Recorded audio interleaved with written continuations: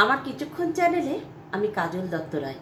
আমি একটা খুব ছোট্ট কবিতা বলছি সুকান্ত ভট্টাচার্য। এই নবান্নে এ হেমন্তে কাটা হবে ধান, আবার শূন্য গোলায় ডাকবে ফসলের বান। পৌষ পার্বণে প্রাণ কোলাহলে ভরবে গ্রামের নীরব শ্মশান।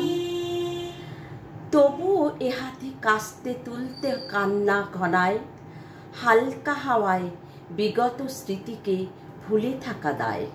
গত হেমন্তে মরে গেছে ভাই, ছেড়ে গেছে বোন, পথে প্রান্তরে খামারে মরেছে যত পরিজন।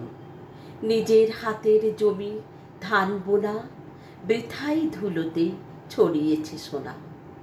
কারোরই ঘরেতে ধান তোলবার আসেনি শুভক্ষণ, তোমার আমার ক্ষেত ফসলের অতি ঘনিষ্ঠজন।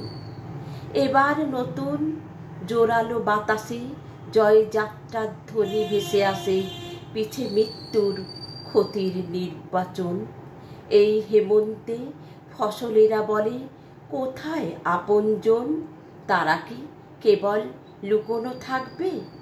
অক্ষমতার গ্লানিকে ঢাকবে প্রাণীর বদলে যারা প্রতিবাদ করেছে উচ্চারণ। এই নবান্নে প্রতারিতদের হবে না নিমন্ত্রণ।